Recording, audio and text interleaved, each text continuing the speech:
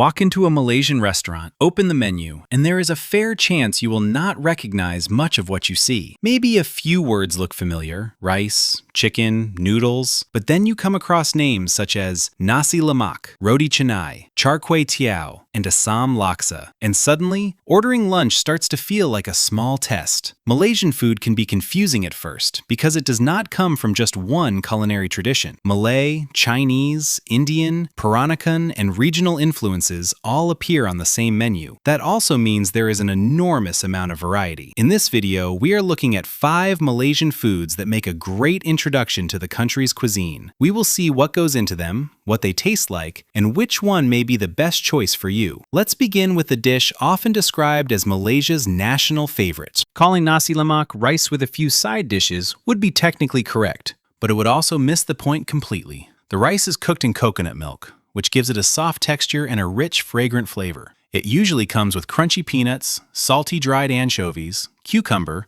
a boiled egg, and sambal. The sambal is not just a little sauce added for decoration. It is one of the main reasons the whole plate works. Depending on how it is prepared, sambal can be spicy, sweet, smoky, or all three at once.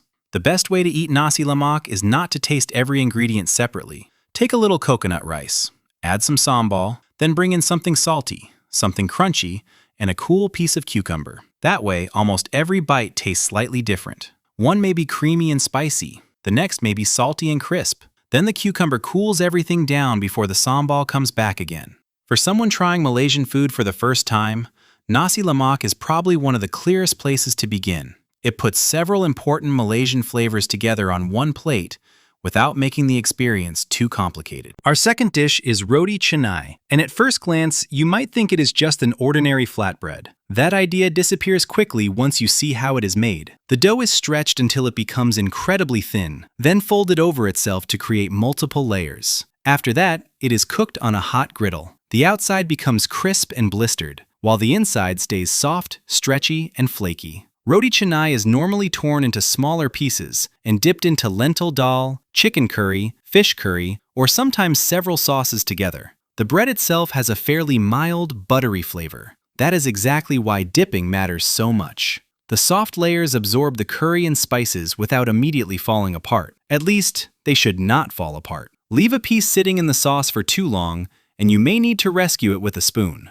There are many variations too. Some contain egg or cheese, while sweeter versions may be filled with banana or served with condensed milk. Roti canai is inexpensive, filling, and very easy to enjoy. It is a good choice when the menu still feels unfamiliar and you want something simple but satisfying. Expect crisp edges, soft buttery layers, and plenty of warm curry flavor. And since we already have roti canai on the table, we should probably order the drink that often comes with it. Tarik is Malaysia's famous pulled tea. It is made with strong black tea and condensed or evaporated milk, which creates a drink that is bold, creamy, and usually quite sweet. But the interesting part is how it is prepared. The tea is poured repeatedly between 2 containers, sometimes from a surprisingly great height. This helps mix the ingredients, cool the drink slightly, and create the thick layer of foam on top. It also turns making a cup of tea into a small performance. A skilled server can stretch the stream higher and higher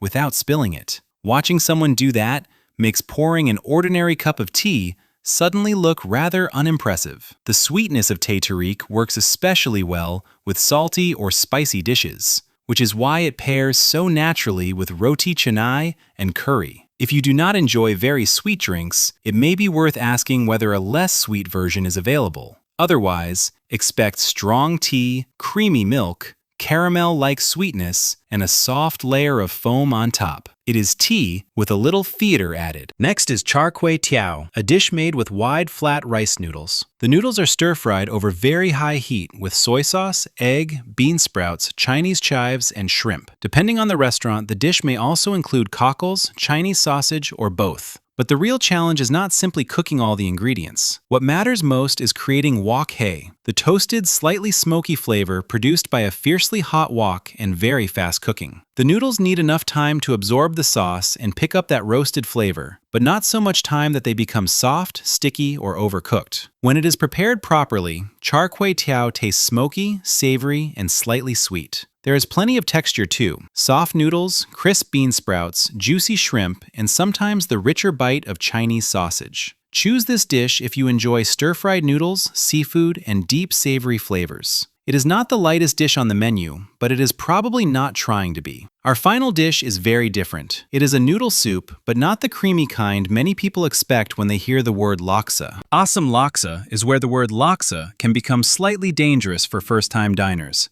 You may expect a rich, coconut-based soup. Asam laksa is not that. Its broth is made with fish and tamarind, giving it a flavor that is sour, savory, spicy, and intensely aromatic. It does not gently introduce itself. The first spoonful arrives sharp and direct. Under the broth are thick rice noodles, usually topped with fish, cucumber, onion, fresh herbs, chili, and sometimes pineapple. A dark fermented shrimp paste may also be added, bringing even more depth to the soup. At first, all those flavors may seem to be competing for attention. Then the sour tamarind, salty fish, fresh herbs, chili, and sweet fruit begin to work together. The result is surprisingly refreshing. This is probably not the safest choice for someone who prefers mild or creamy soups, but if you enjoy sour flavors, fermented ingredients, and bold fish dishes, Asam laksa may be the most memorable dish in this video. Expect sharp tamarind, chili, fresh herbs, plenty of fish, and a savory flavor that stays with you long after the final spoonful. These 5 dishes are only a first look at Malaysian food, but they already show how much variety can appear on one menu. Nasi lemak combines creamy rice, sambal, salt, crunch, and freshness. Roti canai gives you crisp layers and warm curry. Tarik brings sweetness and foam. Char kway teow adds smoke from the wok, while Asam laksa finishes with something sour, spicy, and completely different. If I had to recommend only one dish for a first visit, I would probably begin with nasi lemak. It gives you several important Malaysian flavors in one meal. But if you already enjoy strong, sour, and unusual flavors, Asam laksa may be the more exciting choice. In part 2, we will move on to 5 richer Malaysian favorites, including curry laksa, beef rendang, satay, Hainanese chicken rice, and nasi kandar.